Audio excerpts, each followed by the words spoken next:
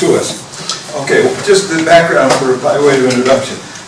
Alex went to Iceland with Kathy in October and came back and told Beth, our leader, that he'd be open to giving a lecture on Iceland. And I overheard it, and I said I had been there 11 years ago, and I gave my first FSS lecture, actually, with Tim's help, 10 years ago. And I said, if I can help, let me know. And he's kindly given me equal billing with him when you see his cover slide. He was way over generous. I contributed maybe 5% of this. He did all the heavy lifting for this presentation. So, with that, Alex, thank you. Okay, but Bob had all the good slides, so we're in equal partnership. I guess first I should say, Nupsi and Lotsi, I thought I might be the only one with grandchildren at the age that would appreciate this story, but it appears that I'm not. We're not. But anyway, this is our grandchildren's favorite book.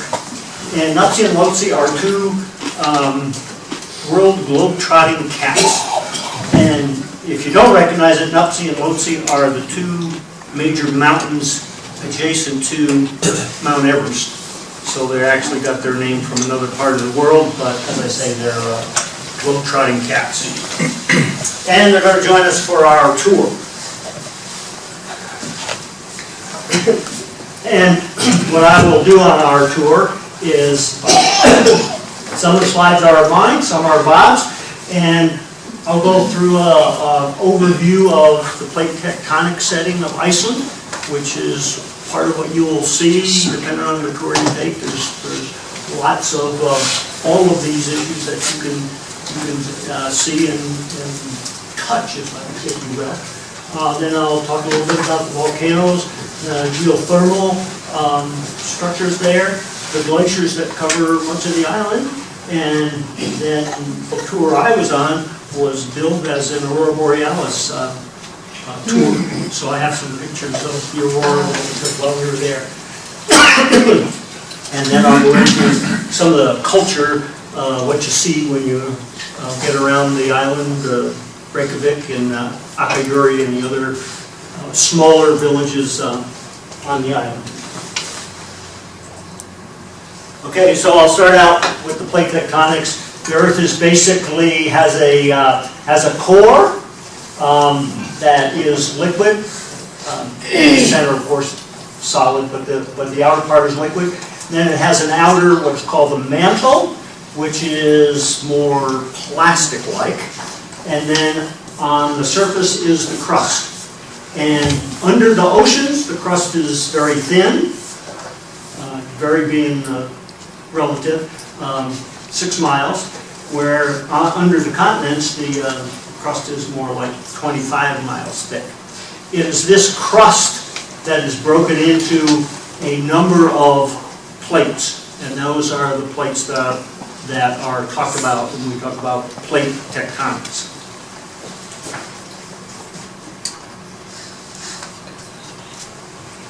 And because some of the plates are thicker, some are thinner, the emission of heat from the center of the Earth is variable. We'll get some kind of a convection current set up, so that what happens is when we get a hot spot, we can have the mantle plastic-like material come closer to the surface. If it's at a point source, it's called a hot spot. And I'll talk a little more about hot spots in a minute.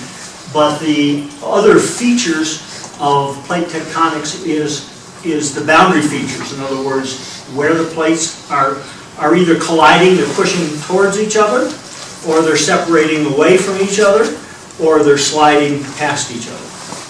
The collision creates these subduction zones where the oceanic crust is forced down into the mantle and then assimilates as it goes. But it creates an area where you will get volcanism adjacent to coming up through the plate where the other plate is sliding under. Then there's the separating structures where the plates are separating apart. That's mainly what we'll be involved with at Iceland and in the talk today. But what I'd like to point out is they're similar hotspots, and the ocean ridges. The ocean ridges are more or less continuous, although I'll show you the difference in a moment on another map, where a hotspot is basically a point source for hot material underneath that creates the volcanism.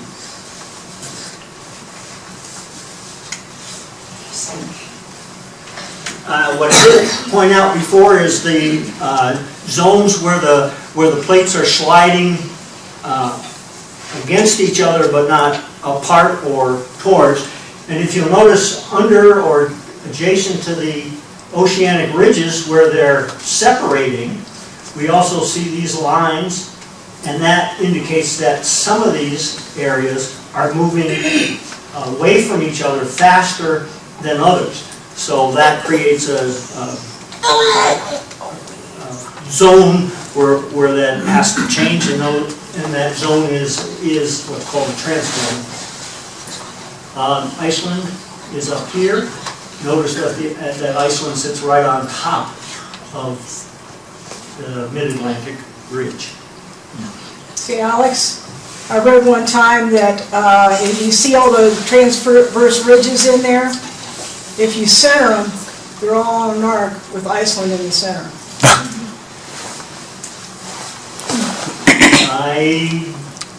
I'm not sure that would apply worldwide, but it certainly might The Atlantic is. With at least a certain distance. Even the Atlantic, you think at some point that's going to disrupt. But yeah, there's probably material mechanics features that would cause that. Yep. Yeah, my thought was, well, if some parts are moving faster than others, you would think then one of the plate that would force whatever the plate is to rotate, and there must be some level of rotation on those plates.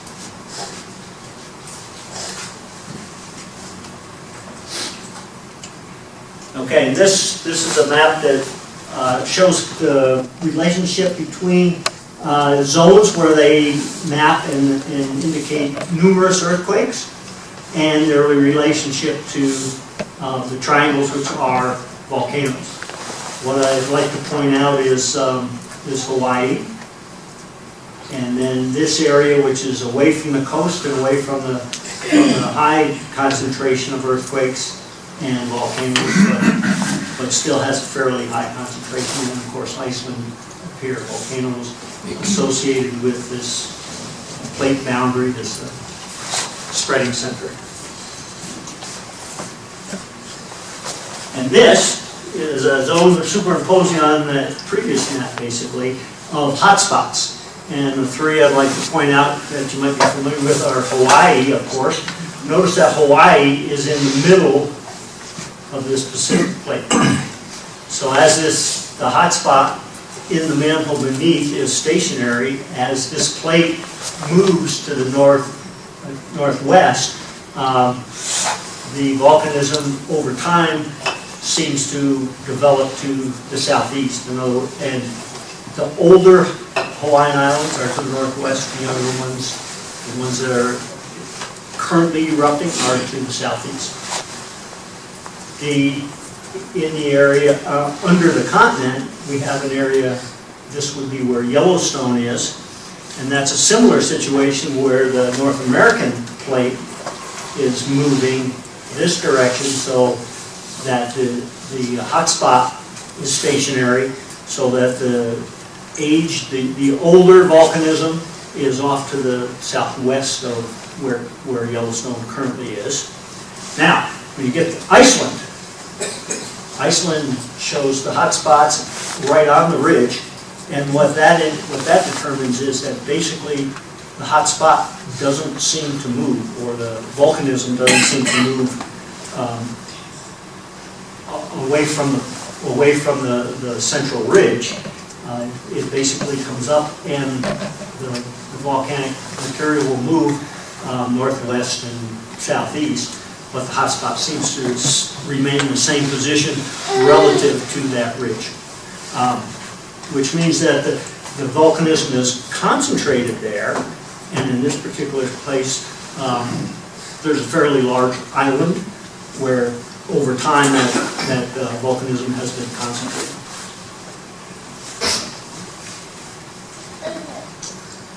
And this is a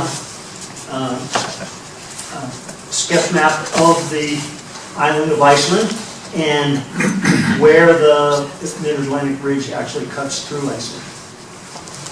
It seems to have a spur where one part separated.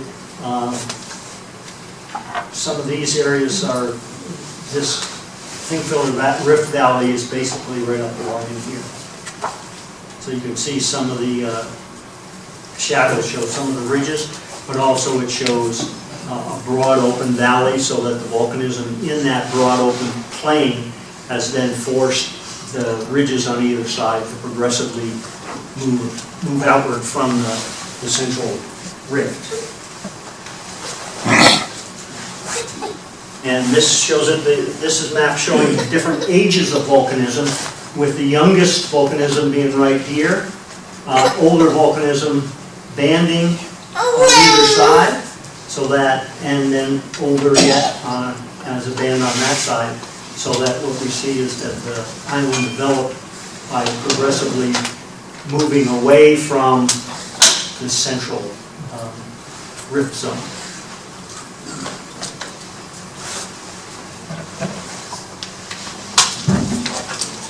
And this is Lotzi's take on volcanism.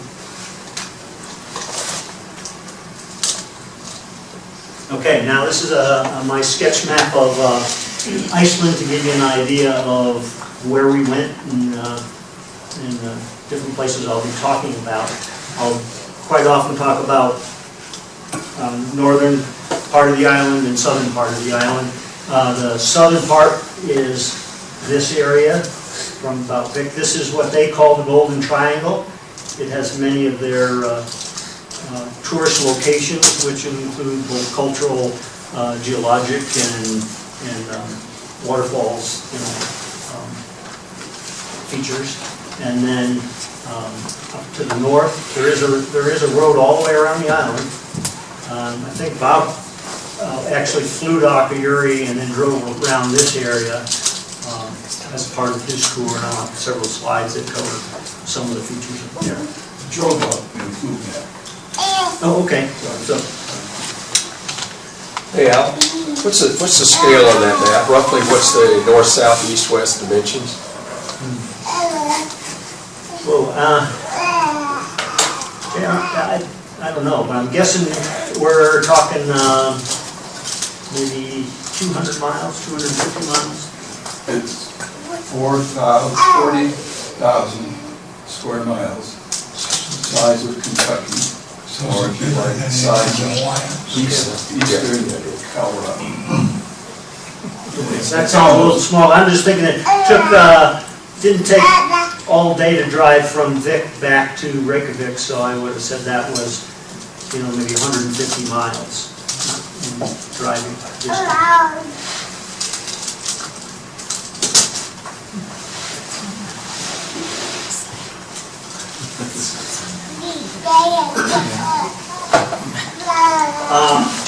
On the bottom leg of that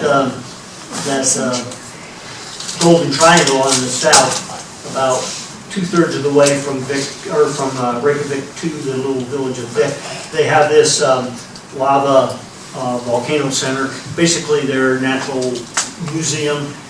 They show quite a bit about the historic eruptions and they characterize the eruptions by the type of volcanism, what impact the covering glaciers had on it, what they did in terms of impact on the people living on the island.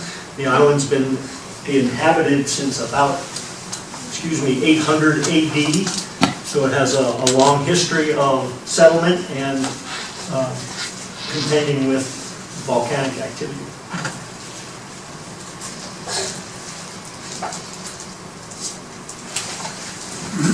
This was a list they had, basically shows the locations of the various active volcanoes, and then it lists the volcanoes, and they're, quite often it will say what type, but also list when they were.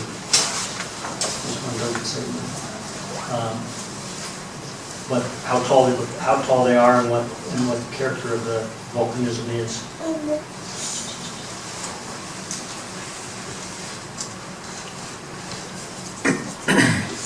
Okay, Iceland has basically all of the different types of volcanism you can think of that we normally characterize, from gentle flowing shield volcanoes to very explosive eruptions, from shallow water depths like Surtsey, and the creation of actually a new island here.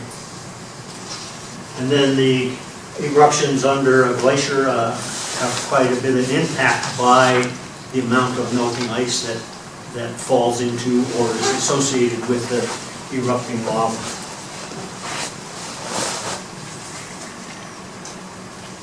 Shield volcanoes, what you'll notice here is that they're very gentle.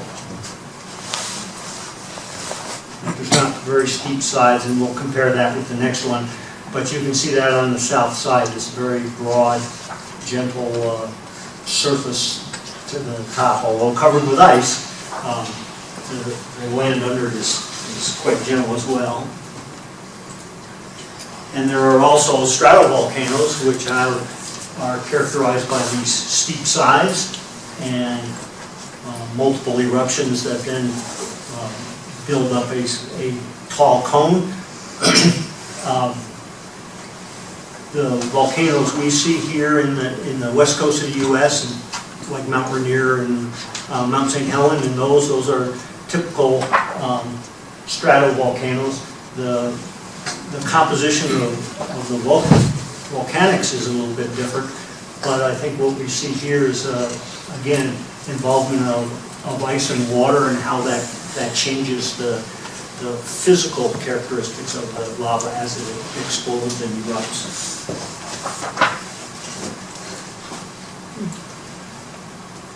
And I'll list, this is labeled Eyjafyallajokull.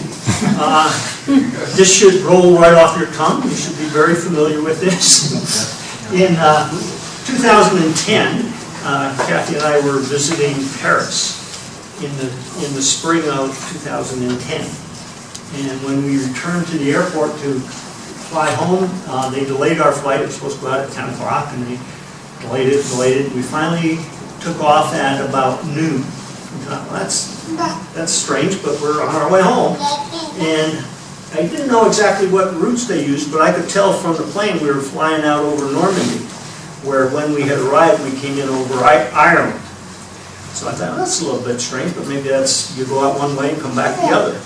Well, we got out in the middle of the Atlantic, and there were a few puffy white cirrus clouds. But then all of a sudden, I was on the north side of the plane. I'm looking north, and there's these puffy black clouds out off to the north of the plane. I thought, wow, I never saw that before when I was flying. Well, we got to New York, got our connection, flew to Denver, got to Denver. No word, nothing. And I don't know why it wasn't in the airports. We decided to stay over in Denver because the flight came in so late. We get to our hotel and turn on the news, and it says, every airport in Europe is closed. And we're thinking, we just left. We just flew out of Charles de Gaulle. And what's going on? Well, as it developed, this was the volcano that erupted and spewed enough ash into the air that the concern for grinding up the rotors in a jet airplane, so they grounded all the flights for, I don't know, weeks after that, several weeks after that. Anyway, this is the location of the culprit.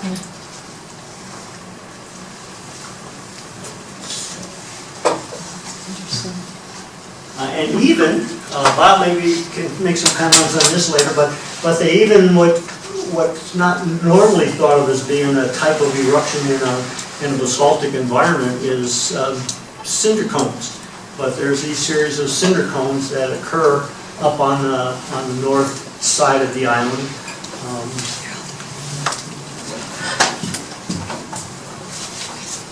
Any comments, Bob?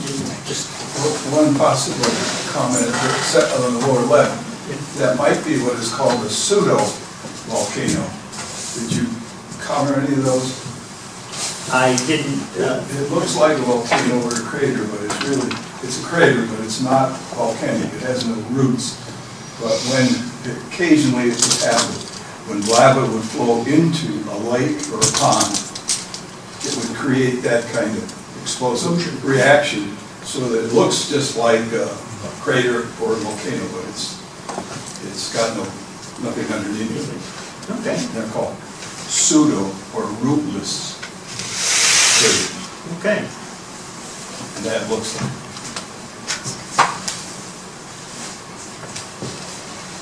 Then if you looked at that Thingfiller Valley where I showed you the rift, along those rifts there's a whole series of fractures, and the volcanism along those quite often takes this fissure-like eruptions, not unlike the ones in Hawaii.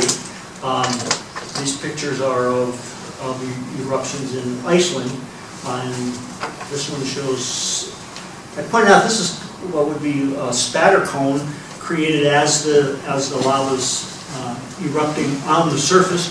We'll see some features that are similar or give similar landforms, but are formed in a different way.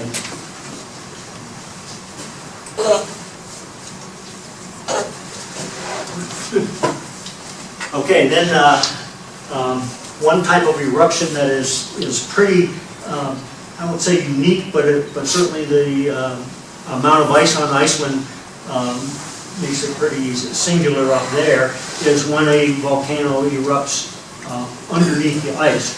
And I think in order to get a form of this type, it has to be a really thick thickness of ice. So maybe during the ice age or something, when ice is particularly thick, it can develop through these stages.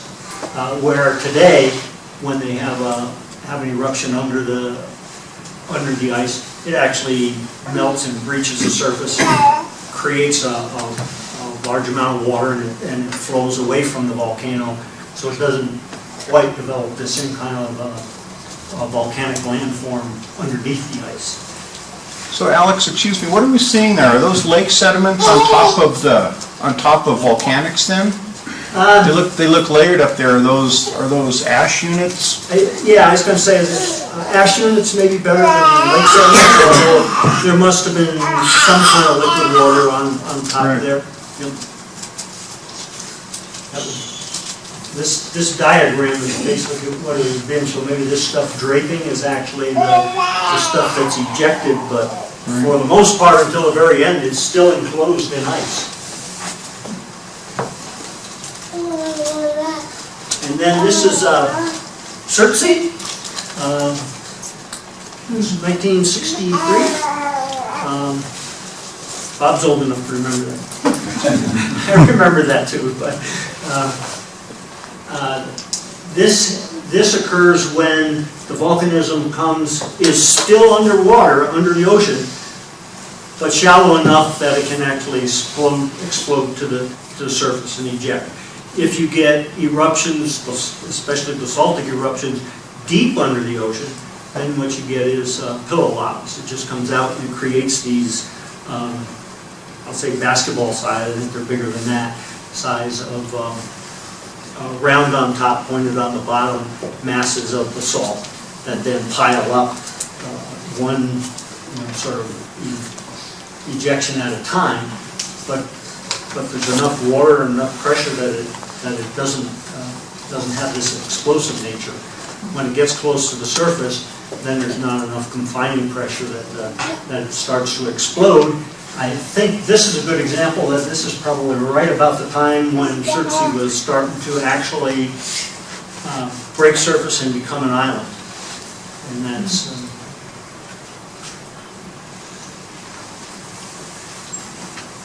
it's about 5 miles off the coast. this is This is the picture I got. Yeah, Surtsey is this island here. And then this island is Jaime. And what they'll talk about is in 1973, there was a large, I don't know large, but a continuous eruption that actually buried the village that was on that island. It's what they call their Icelandic Pompeii. I don't think it happened so quick that the residents couldn't get out. I don't know of any comments they made about there being any kind of deaths because of that. John McPhee's book, Control of Nature, a third of that book is about Jaime, how they stopped it. It's the only example, it's claimed, of man controlling a volcanic eruption. Okay.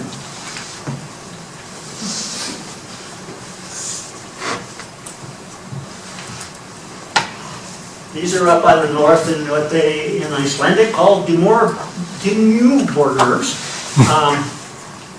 They look like the ridges you might have as a dike that might have been eroded on the side, and this remaining. I guess you could make some comparisons there, but they form these very interesting landforms that are part of their park system. And, it may go back to being similar to what Bob was saying on the false cinder cones in a slightly different situation.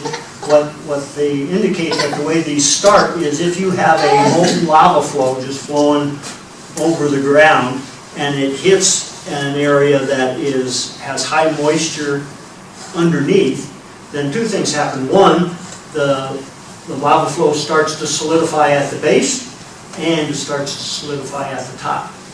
And this is usually going to be some kind of shallow depression so that the flow rate will slow down. What happens is the heat from the overlying still molten but cooling lava will create steam in the water that's in the ground beneath this feature, and it'll create these steam vents as the steam comes up through cracks that occur in the solidified lava. Then that also allows the lava adjacent to the steam vent to solidify, forming these cones.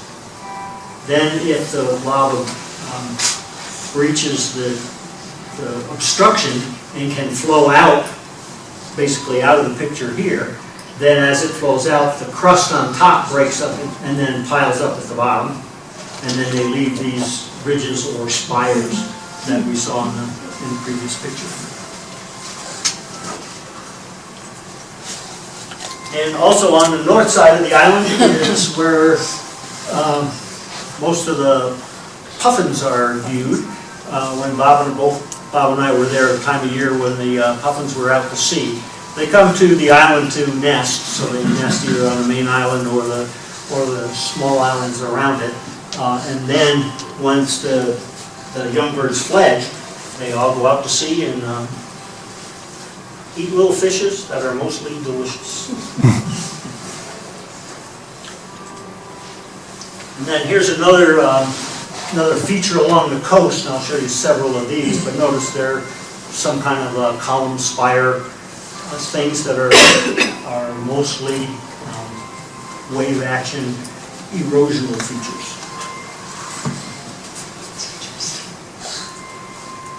You can see several. But they end up in landforms not dissimilar from the one we saw at the Dimmuborgir. But what I'd like to point out is this one, if you'll notice, very distinctly shows columnar joining in the base of this. And if you look at it, that's not vertical. Most of those columns are near horizontal. And I suspect what you see here is you're looking at the ends of what would be basalt columns.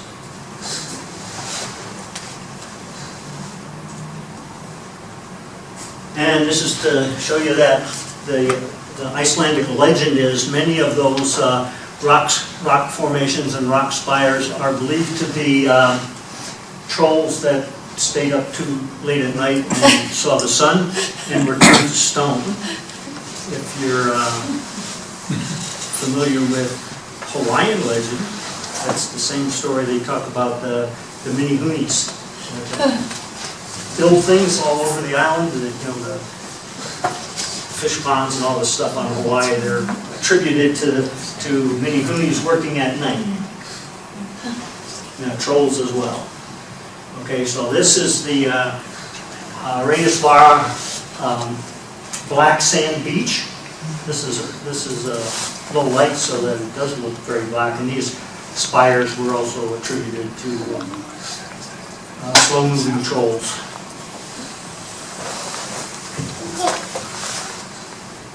And this is a better shot showing the beach sand, the black beach sand, and the headlands with broken through caves.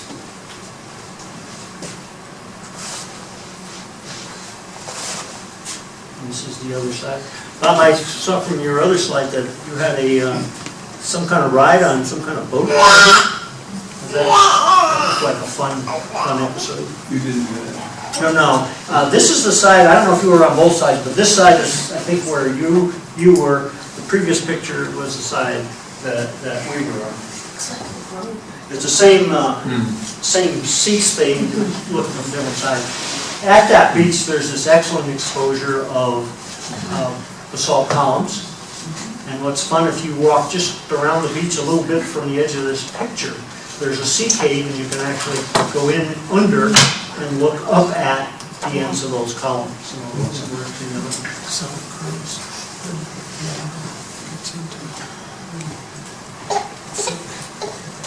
And this is as green as I got. This is one of the lava flows in the plains out from out on the coastal plain. And what's really strange is you look at this. This is all moss. And it's because this moss, it looks very smooth and soft. And if you walk down on it, you think you could just walk forever. Well, number one, they don't allow it, or they ask you not to. But number two, here's a little bit where it was exposed, where people made paths. If you step on this moss, you just go through the moss into what is extremely jagged basalt flow.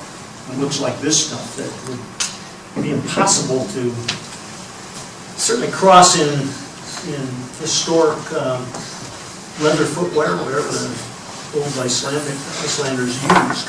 But yet, they had to cross these plains every 3 years to go and meet at their parliament. I'll go a little more into that a little bit later. But this is difficult country to cross without a road built or something like that. Now this is what's called a Jokolaups, and that's this black plain on the coastal plain out from,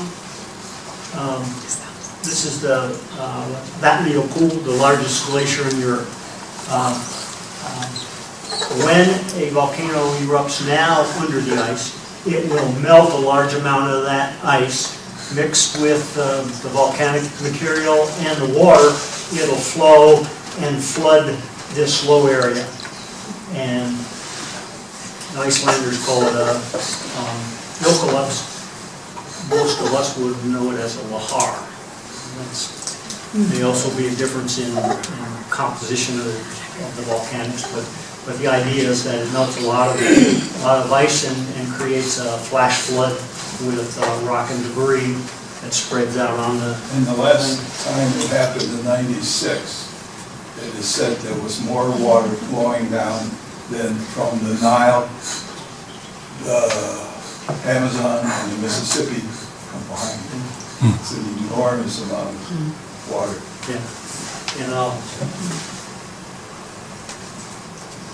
it took them until the 1970s to actually complete the road around the island, around the rim. And I don't know, I suspect this might have been during that '96 eruption.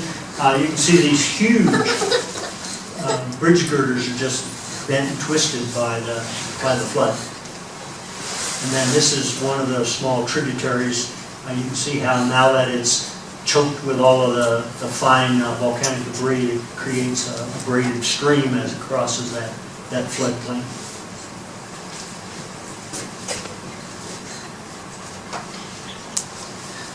And a lot of the scenery is around several of the waterfalls that are listed. And there's a lot of them named, unnamed. Some of them are pretty famous, some of them are on the tourist route. What I point out is there is a fairly broad coastal plain, at least on the south side of the island, and that's where the road is located. The road's actually located about a mile or a mile and a half from this inland cliff. And these inland cliffs periodically have these waterfalls. As opposed to Hawaii, where you have to go hire a helicopter to go see the spectacular waterfalls. These are pretty accessible just by driving around.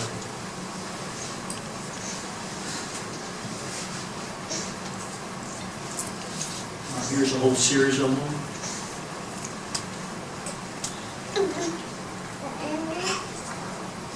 And these are two from up north.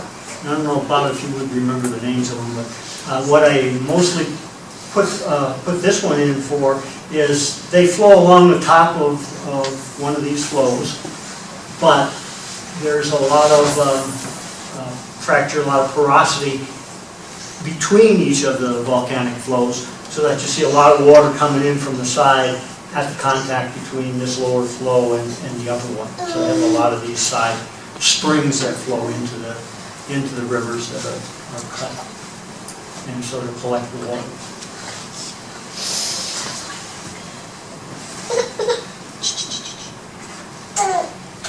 This is Gullfoss. This is probably it's at the apex of that golden triangle, so it's a real tourist center.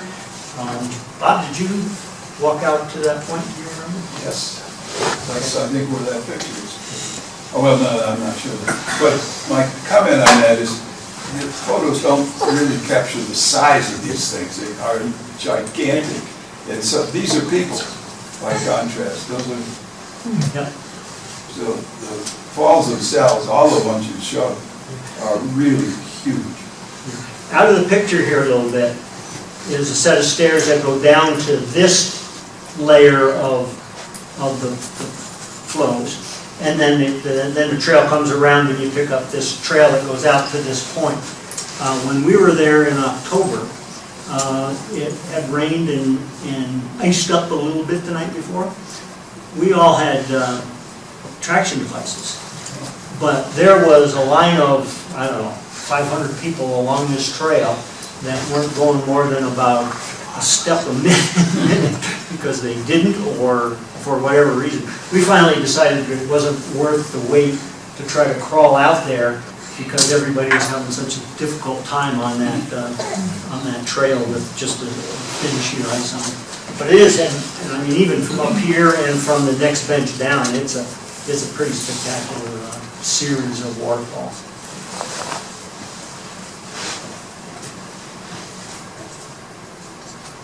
And part of Nuptse and Lotsi's quest is to find information about Nuptse's Viking helmet, and they're sent to the center part of the island, and in order to get there, they have to find the stairway under the waterfall, which is very close to reality, except that this is Gullfoss, and this is one of the, well, I won't say it's the biggest on the island, but it's certainly the biggest that you see as a roadside feature along this golden triangle. Now, I hadn't read Nuptse and Lotse, so I couldn't pre-plan this picture, but if you go up to the side here, this path goes up a set of stairs to this observation point. And this one, this Eyjafyallajokull, is like 5 miles down the road from this one, and it has a trail that goes back behind the waterfall. So kind of the combination of the two is where she got her story. This is also kind of interesting. notice the snow and a little bit chilly, but this is a great day in Iceland to get married. This is a bride in a white gown, and I assume that's the groom, and then the rest of the wedding party were there enjoying the scenery as we were.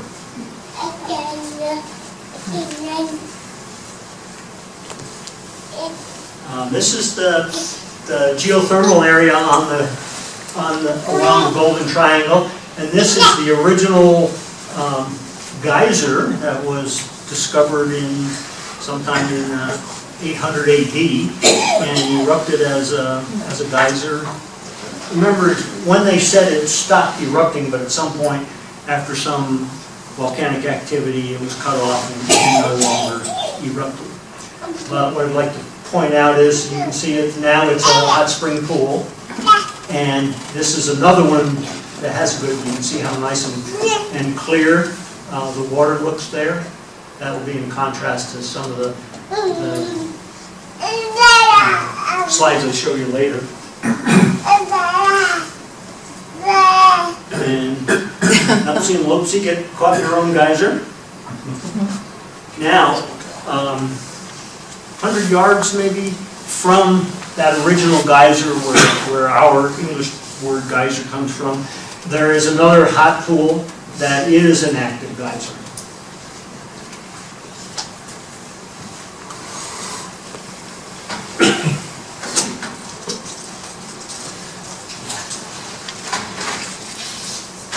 You're going to have to help me with this because I can't see backwards. But first I'll point out that, see this bubble? That's the water. That's right at the split second before the eruption.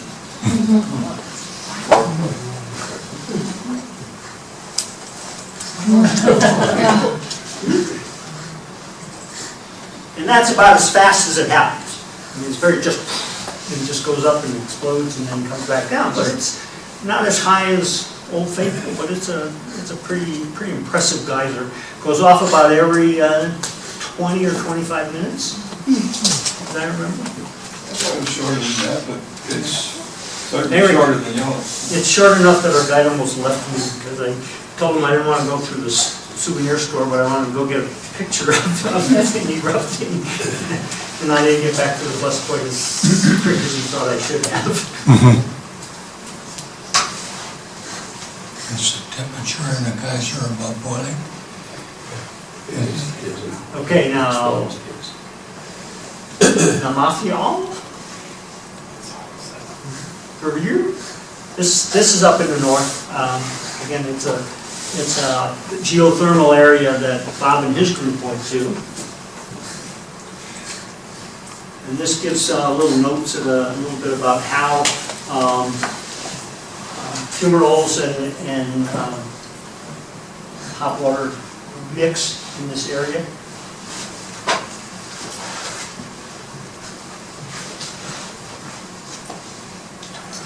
And they're separate. What you see here, and what I wanted to point out, is this is not merely a solid rock.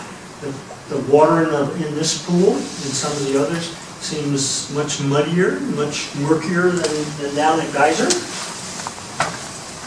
These are actual mud pots. And you can see, where I've seen them in Yellowstone, where you see them here, I always think they look like a pot of oatmeal. It's just viscous enough that the steam bubbles will rise and they'll pop, and then it'll kind of flood back, but it's not like a real liquid. It's also not real solid. And then this is a diagram to show that, and a description, that basically groundwater seeps down through the volcanic cover, gets heated, and then mixes with, so it's not just hot water from the surface, which is probably the way it is at Geyser, but it also mixed with gases being emitted from deep-seated volcanics, or fumaroles, which are the features where volcanic gases are emitted to the surface. Those gases will then mix with the water, create acid that will then decompose the volcanic rocks and leave it with very fine clay minerals that form the mud that are in the mudflats.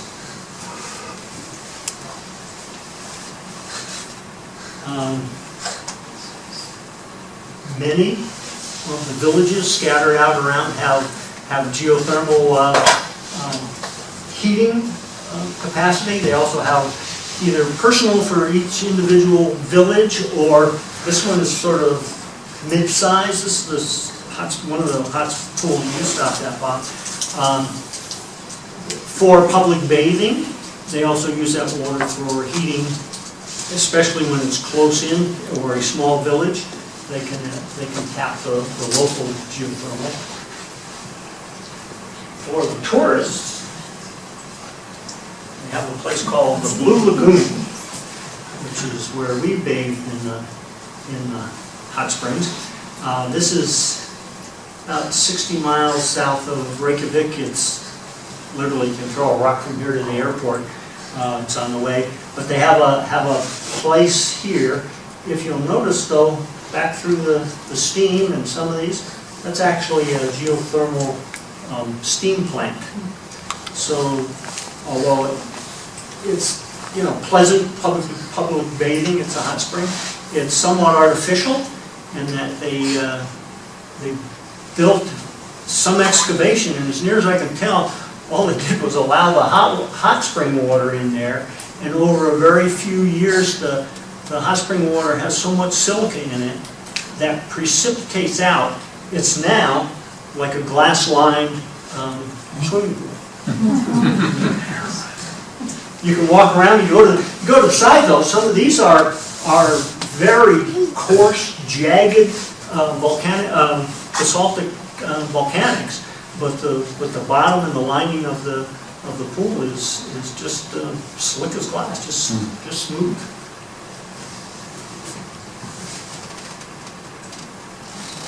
Okay, so this is kind of a diagram for how they produce geothermal, and this works at several different sizes. I think this again was for that plant that went to near Blue Lagoon, and what they do is they produce from nearly 4.5 kilometers deep. That's pretty deep. They bring the hot water up, heat a medium on surface that is then used to drive a steam turbine to create electricity. The effluent from that doesn't show all the details, but the effluent from that is a little bit cooler. So they put in an insulated pipe and ship it to Reykjavik and run it through hot water baseboards for room heating, and then that's pumped back, and a portion of it, I think, gets shunted over to Blue Lagoon, so they have hot water, but the major part of it is then sent back down in the ejection well to be reheated and recycled.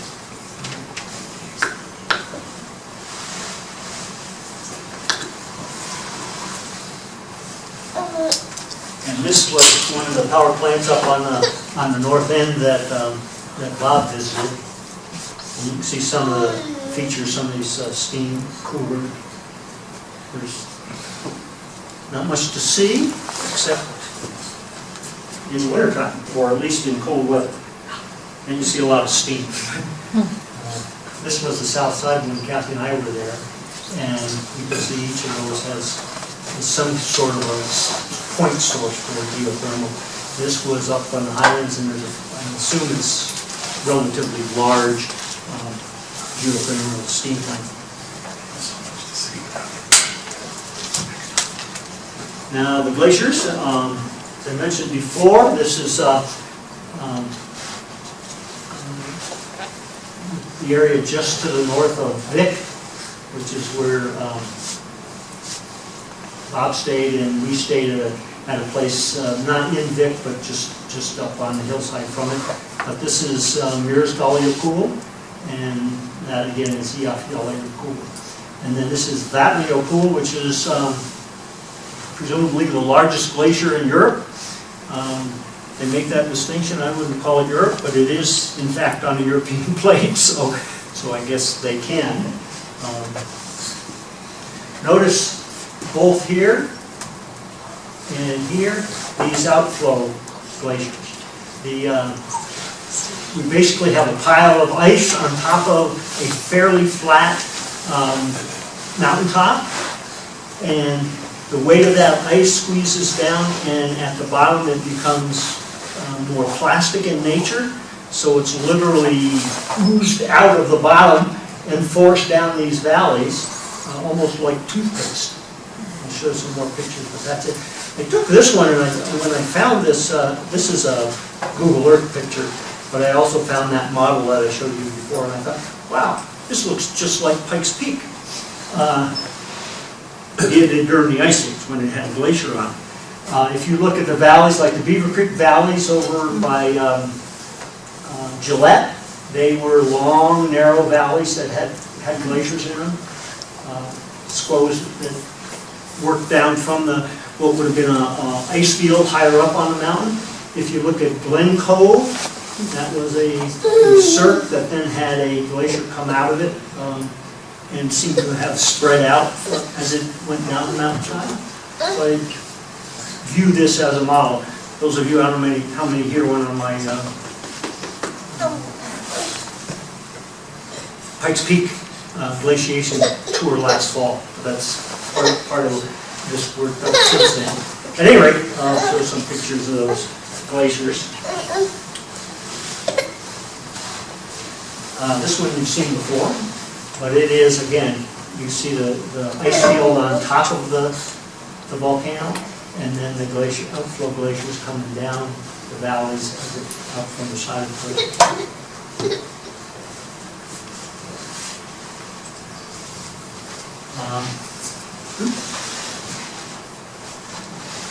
And this is the iceberg lagoon, Jokolaups, and it's where one of these outflow glaciers comes down to the coastal plain.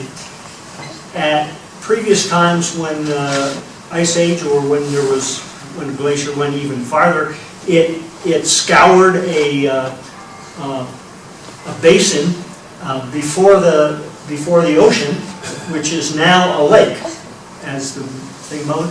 And then as icebergs calve off the face of the glacier as the glacier is receding, they float in this lake.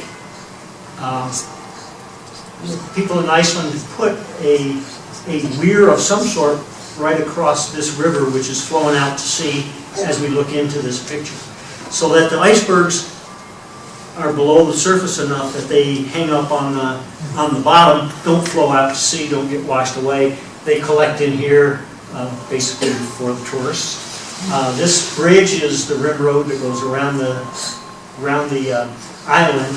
It is located between the shoreline farther in this picture and the glacier, which is back out of the picture. Then you can stop and see.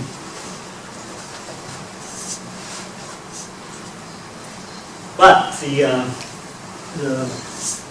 the weir won't hold all of the ice, so the ice that breaks up into small chunks, small enough to float, to be washed out to sea, get washed out to sea, and then the surf washes them back onto the beach.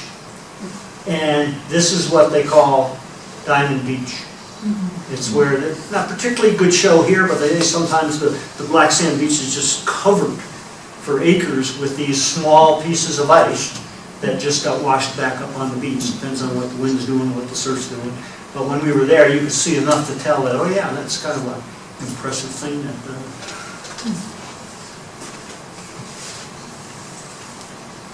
I'll go back to my 2 years ago tour to rock glaciers in the San Juans.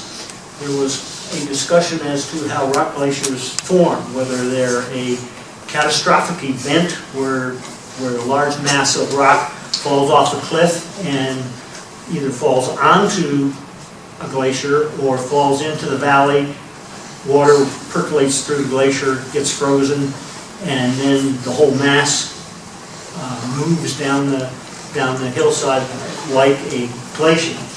Or are they a thing where one rock falls, it's like a tails pile and again gets water in it and freezes. Well, this was one they described in Iceland where a side of a valley, this this wall. This is a glacier coming off a steep ice fall, then down the valley. But this rock wall caved in overnight in 2007. So that they were there, the rangers were there, they've been watching it ever since. The map view, this green portion is the rock that fell off of the mountain in 2007. By the time we were there last fall, by the time they made this display a short time ago, it had worked and spread its way down valley on the glacial ice for this area that is now in red. I'm not sure that's a real clear picture. It's difficult to get it from their display to a slide that I can show. But those of you that climbed on the glacier in Imogene, or the rock glacier in Imogene Basin, is pretty close to what you're looking at right there. Is anybody here that went on that? I mean, I had about 8 or 9 people, I guess none of them. Okay, then the aurora borealis, which was what the part of what the tour was for. Were on display. The one night we had a good display in Vic. We could watch them above that Eyjafyallajokull mountain behind us. What year was that, Alex? This was last October. Last October. Yeah. Which is past, and then what they say is the sunspot cycle. Yeah, we're in solar minimum right now. So, that's right. Yeah. So that they. But so your aurora is not going to be as plentiful. Right. Yeah, it was surprising. They had some pretty good displays. Yeah. I mean, these are not. I'll show you. Okay. This is another one that was there. I know, Jay, you're familiar enough to know the color variations and the intensity, but this green is kind of a low medium to low intensity. These are some pictures that we lived in Fort McMurray for 6 years. So over a period of 6 years, we have an opportunity to see auroral displays at Solar Max, and this is basically looking what I think is right up a stream of aurora coming down. Some of these swirls to get these pretty spectacular. And as you can tell, normally you have to worry about ambient light to see aurora. These are taken from my backyard in Fort McMurray.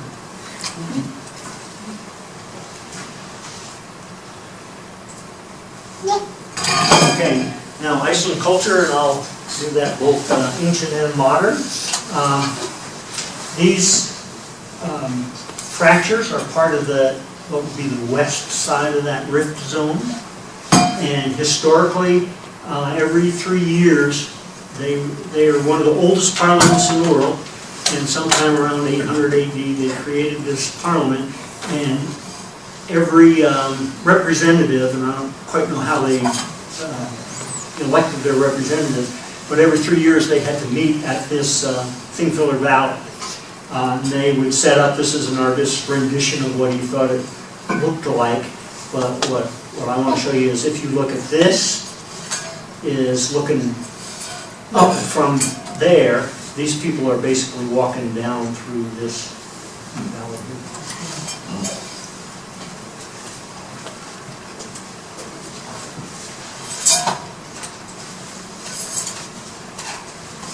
And what they told us is they picked this zone, this area in Iceland for the early parliament was because the guy who owned and had a farm here did some heinous crime, and I don't remember what that was. But they basically, the punishment was they took his land away. So now they had a piece of property to build the government on, so to speak. And this one's even more. They said that they would take women that were accused of adultery. Don't ask me why it was only women, but that's historic too. But they would bind them hand and foot, and they would throw them in this river. If they survived, then they were not guilty. If they didn't, then they were obviously correct in their assessment. That's better than complicated. No, pretty harsh rules, but remember, these guys are Vikings. The Italians did it too, so it wasn't just Iceland. Okay, this is Nuptsi and Lotsi getting to one of the little sod villages that were and still are around the island. We visited a sort of a folk museum that displayed some of these. They said up until 1970, that seems pretty recent, but I would certainly think up until the Second World War when Americans and the British started occupying or taking over or being on the island, most of the people lived in sod houses like this. Sod structures, and this is the way they enclosed the back with piles of sod. As they developed and either found wood or got the capability of cutting wood, then they could have windows and a front to their sod house. And then, of course, eventually they got so they could have wooden frame houses as well. But notice most of the rooms are pretty small. That's to conserve heat with pitched roofs, and they all slept in the same bedroom, again to conserve heat. Until, I think it was in the 1960s or 70s, when they started developing geothermal, they literally only had sod to burn to create for fuel. So it was a pretty difficult, pretty harsh climate to live in. Almost every little village has a small Lutheran church. This one is in that Skogar Museum area. This is one that was up in the north that Bob took a picture of. Some fairly ornate icons on the altar here. This bell, they told us, dates back to the 13th century. It was brought from Europe in the 13th century. And I don't know how many of these small churches have things like that. Did they start growing trees, or do they have to import their lumber? They're starting. We went through one place where they started to grow, but they're like tiny aspen. My understanding is, from the way they described, the island was forested when they first went there, but it probably didn't take long to denude it. And I'm sure at the start they used it for fuel as well as building material. As it progressed, it got so that it was far more important to be building material and less for fuel. They also talked about and demonstrated that a lot of the wood they used was actually scavenged from the seacoast, from driftwood. It's a long way for it to drift to get there. The only trees I saw in Iceland were regular. They just denuded the whole island. Yeah, there was one small grove that they pointed out when we were going from Geyser to Gullfoss. That they're trying to reforest, but yeah, other than that, there was no trees. Here again, Nuptsi and Lotsi are displaying the primary agricultural business of the island, sheep and horses.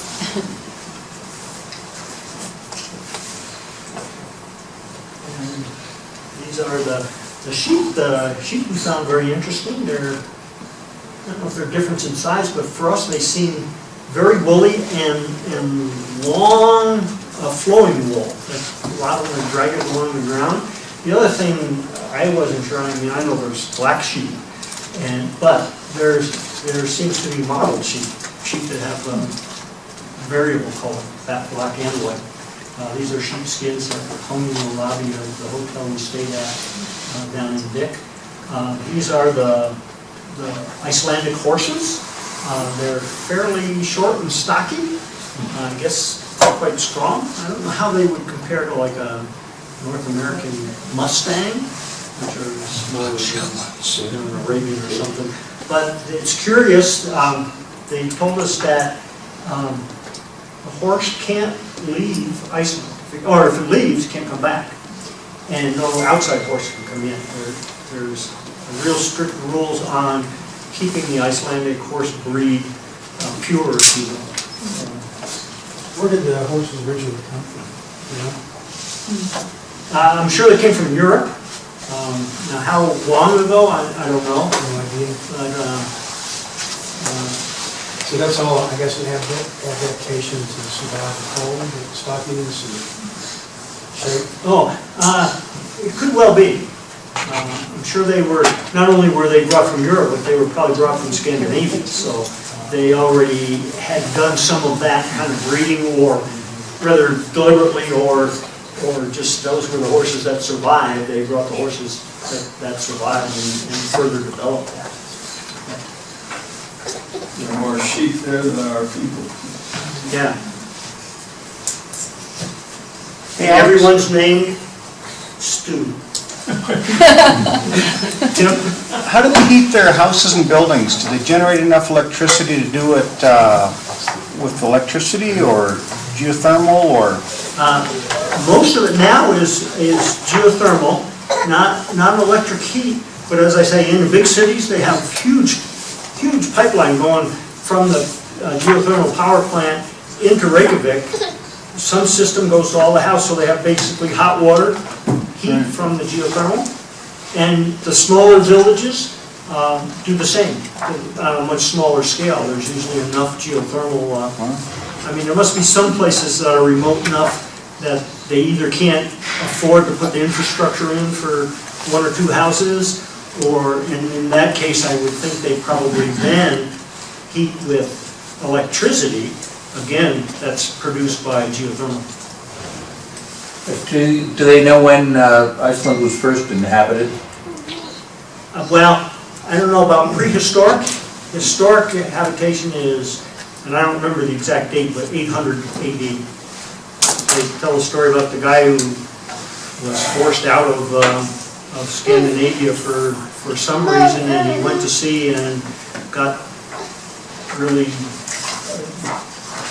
disgruntled because he didn't know if he was going to hit anything, and he threw his mast overboard or something and followed it, and it washed into the shore of the bay where Iceland is now, and so, or Reykjavik is now, and he's the guy that.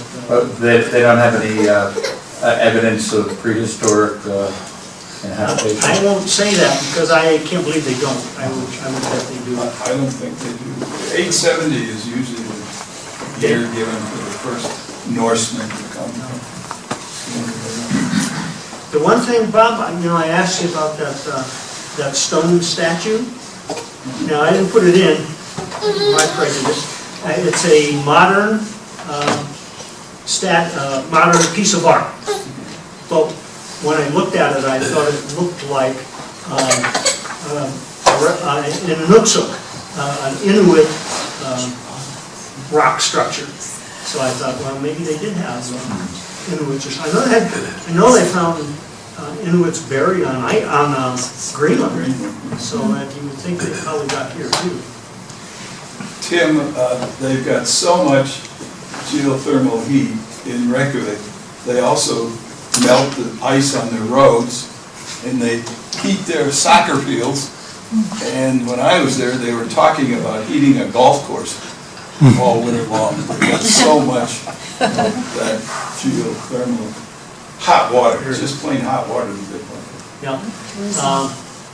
This is just to show you a few of the ranches, sheep ranches and horse ranches around. Again, a lot of them are built right at the base of that cliff at the edge of the coastal plain. The coastal plain has if it wasn't covered by stuff from the Jokolaups, it has a soil development. They used to grow grass and hay. They harvest hay, quite a bit of it. You see a lot of the big rolled up hay bales around.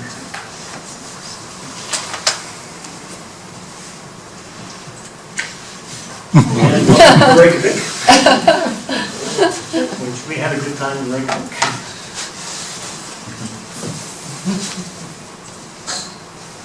This is downtown, the old city, and this is at some point, I don't remember exactly when, maybe 12th century as opposed to 870, they moved the parliament from that Thingvellir Valley to Reykjavik as being the center of government. And this was built at that time. We're still using that as their parliament. Yeah. Yep. This is the old town square.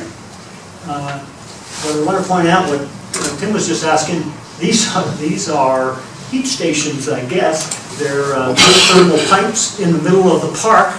So when you get cold, this is October, we're standing around getting warm at the heat station. It's hard to see, I wanted to point out, you can't see the striations, but almost all of these buildings date back hundreds, some of them thousands of years. They are now clad with corrugated steel. And then that is what's painted and gives them a modern look. They found that, yeah, the buildings are there. They keep them in the family generation after generation. They updated them, added electricity, added geothermal heat, added whatever they needed to through the years, and found that covering them with corrugated steel, which I suspect is easier than hauling lumber in from Canada or wherever, and still provides a very weatherproof sheathing for houses. What is beneath that sheeting? It's not sod, is it? And some of the older houses in this section of town, it is. It is sod. Yeah, they say the walls are, feet thick. So, Good insulation. yeah, so not a whole lot different than a Nebraska siding or something.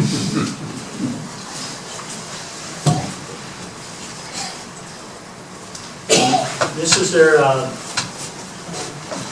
city visitor center. It's on a lake, and around the lake there are other villages. In this there's a huge model of the island. And that, again, we took a couple pictures of that to show the relationship of the glaciers to the volcanoes, to the different features around the island. And then this house also, I don't know that this one was sod, but it certainly is sheathed in corrugated steel.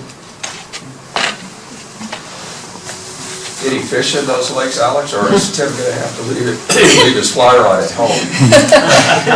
I don't know, I'll show you something different in a minute, but we didn't see any fish in there, although there were lots of fowl, if you're ducks or geese or something like that. But I wouldn't be surprised if there aren't fish. They must have, I know on the menus they have things like char, or kind of fish. Did you encounter any of those rich fly-in billionaires coming in to fly fish up north? No.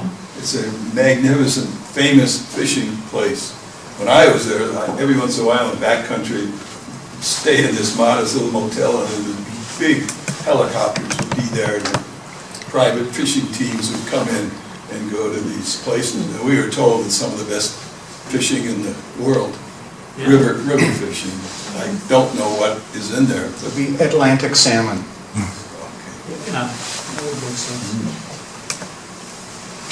They have some, So you are gonna I think you have to be an Icelander, but they do have hunting, you can hunt, I'll call them caribou because I think a reindeer is a domesticated animal. I think they call them reindeers, basically caribou.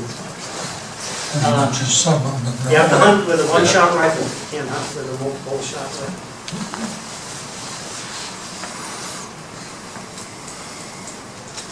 And no fish, but here is McDonald's by any other name. It is Hamburger Garden for Abrochon. I'm thinking it says hamburger factory. And this is a sculpture, a modern sculpture that they have on the seawall in the harbor. It's a rendition of a Viking ship to welcome people who come in by by way of sea rather than air, I guess. And this is a street scene in Reykjavik, narrow streets. Pretty city to walk through, very pleasant.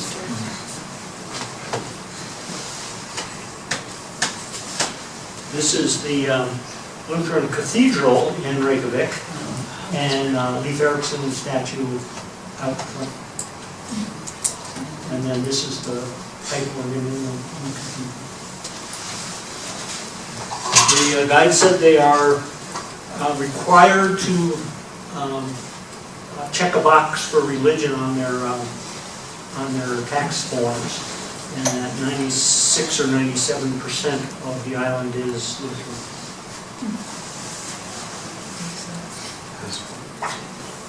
Implication is maybe they don't all practice. This is interesting. This is a view of, if you walk around the harbor, you can get on the seawall and look back at the city skyline, which is pretty interesting, pretty modern. There's the cathedral again. But what I'd like to do is point out this building is called the Hoffa House. And in 1986, it was 5 kilometers outside of downtown Reykjavik on a dirt road. It is where President Reagan and Premier Gorbachev met and is accepted as being basically the end of the Cold War. But my comment is it was 2.5 miles out of the city on a dirt road. It is now, this is very nice, looks like it might be 2.5 miles out. Well, it is right there. And there. The whole city has just exploded around it since that time. What did you say? The tourism has exploded 20-fold? 20-fold since 1980. Last year there were 2 million tourists. That would be the equivalent of Colorado Springs having 3 million tourists a year, if you can. I also found, this was a hotel Kathy and I stayed in, and I assume they're somehow connected. This one, is that the one you stayed in, Bob, or did you just take a picture of? This one is Hotel Reykjavik downtown. So in the 10 years it expanded from where this hotel was probably at the edge of town then, this one is now at the edge of town, farther out.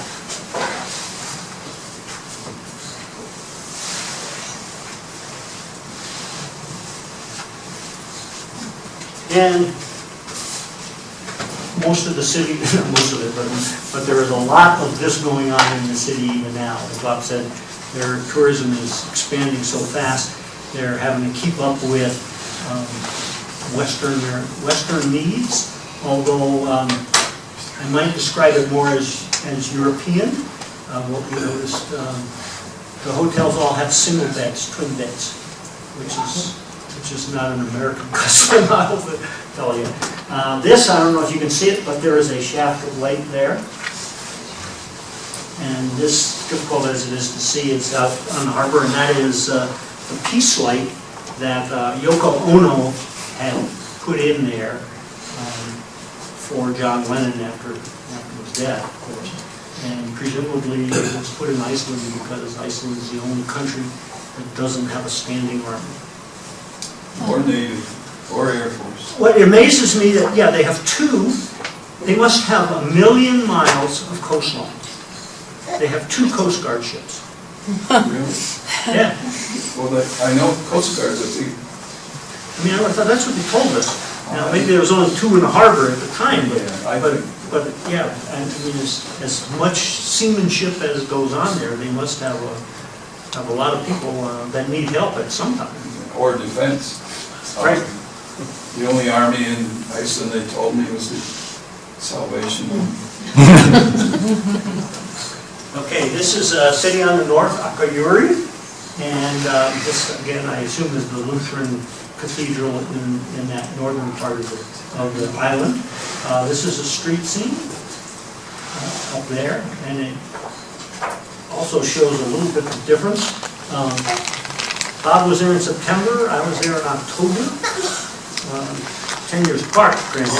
but this is what he went into in September, the flowers still growing in the flower boxes along the street, where ours was pretty cold and ragged. And then this is the big city on the south end of the town. It's the southernmost point of the island of Iceland. Small, still fairly quaint little village. This was the supermarket. I'm trying to think, it's about the size of our natural grocery in Woodland Park. Maybe not that big. It's a little bigger than 7-Eleven, but certainly not as big as any Safeway or Singer. But I can only show half of the building. The other half of the building is the tourist shop, where you can buy anything Icelandic, from cheap stuff to tourist stuff. Anyway, that's big tourist stuff. And then these, Bob, I don't know if Bob has anything special to say about these. Again, there's it's just like the Lutheran church in the middle of town. And, individual houses. How was your hotel there, Bob, when you were there? Was it a modern style hotel? We stayed in two of them along that coast, and they were both pretty high end, where those helicopters were there. Oh. One was called Ranga, R-A-N-G-A, and I can't remember what the other one was. This was where we stayed, which was 3 miles outside of Vic, up on the mountainside, so we could get dark nights to watch the aurora borealis. But again, Kathy, when we looked this up on the internet before we went, she says, that looks like an oil sand lodge. Which a little bit, but it gets that character. You can see it here is the corrugated steel sheathing makes it look like a trailer or again, twin beds in the rooms. This is their dining room, and they could seat up to 200 people. I don't think they could house up to 200 people, but they could take busloads of tourists in, they could stop and eat there on their way to or from something else as well, as the people that stayed there.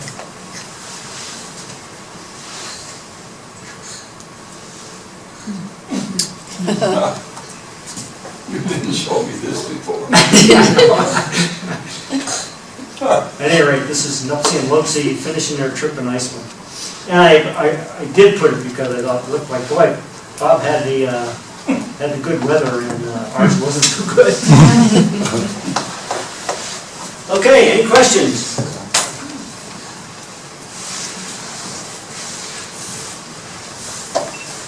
What's on your tie? Oh, the tie is the Geologic Map of Colorado. Huh? Which part? Well, Pikes Peak is right there, it should be right there in the middle of the knot, depending on how well I tie it. This is mountains. This is out, this is Grand Mesa, is what it says. I think it's a strip, however they reproduced it, but then they took the tie, a strip right out of the middle.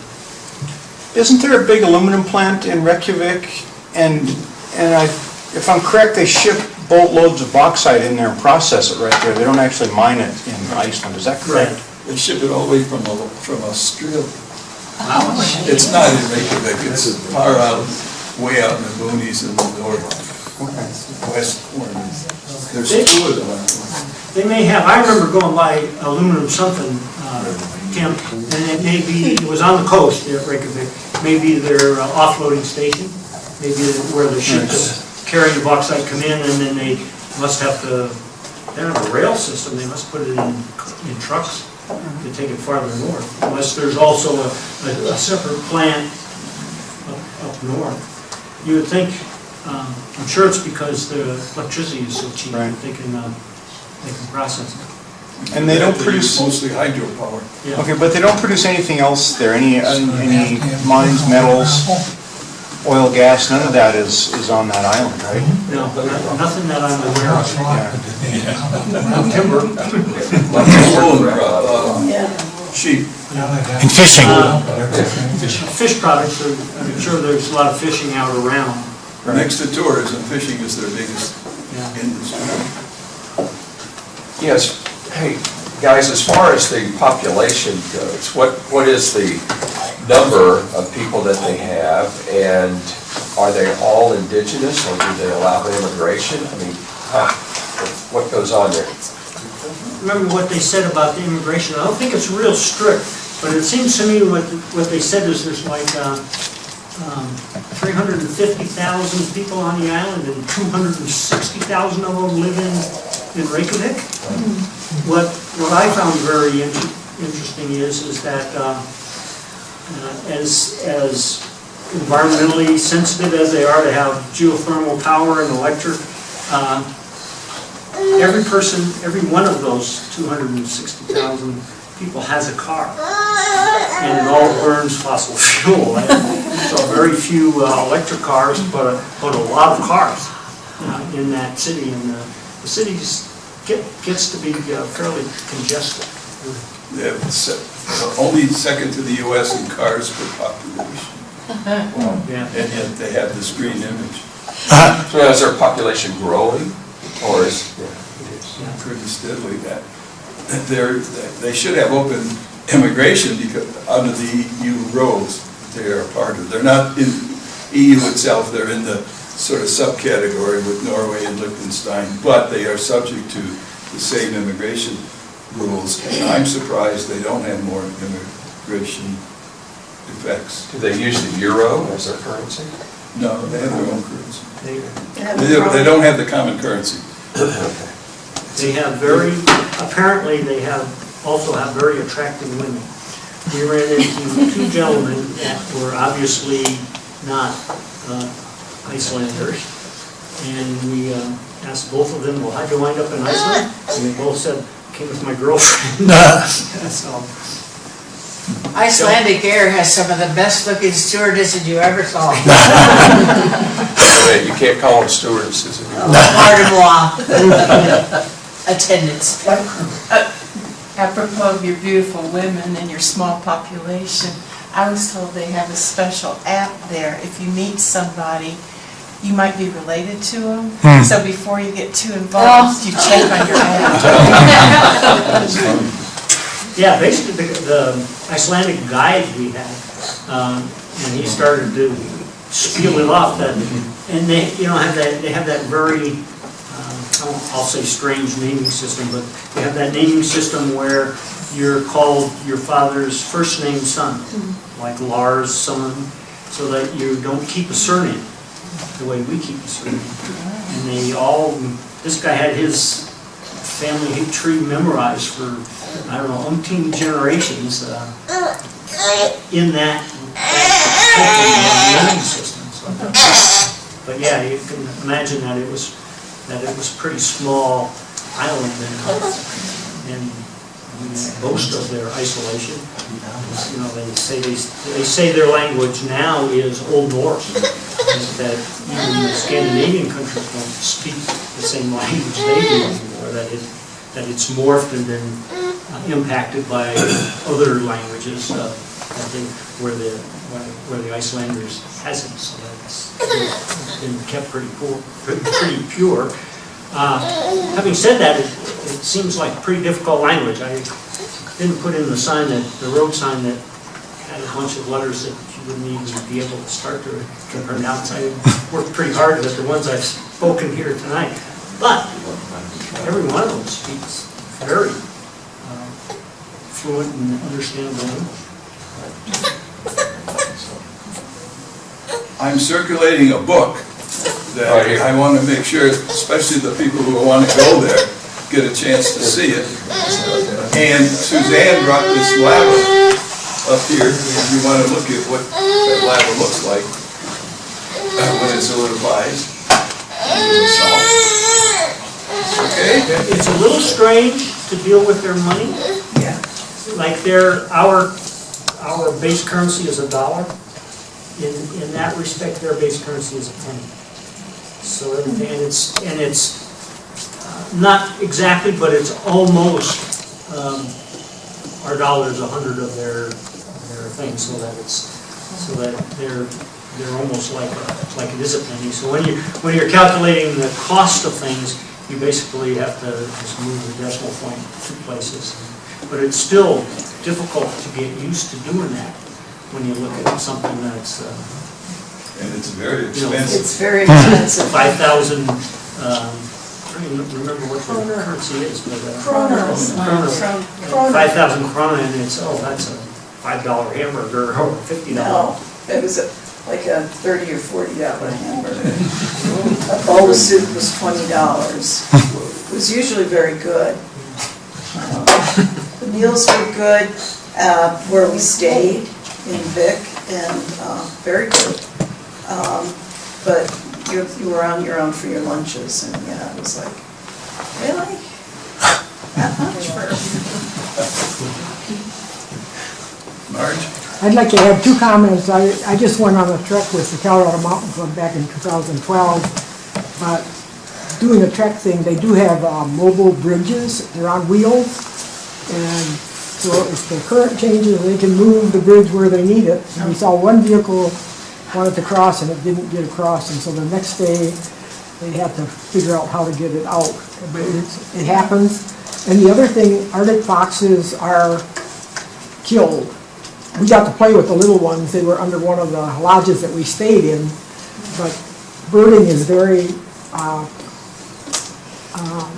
part of their, people go there to see the birds, but the Arctic foxes, they kill them because they don't have, the Arctic foxes don't have any, and the little ones are actually kind of a blackish gray. They're really cute, and then they become white. But anyhow, they kill them before they get big if possible. In case you wanted to know. Thank you. Okay, thank you.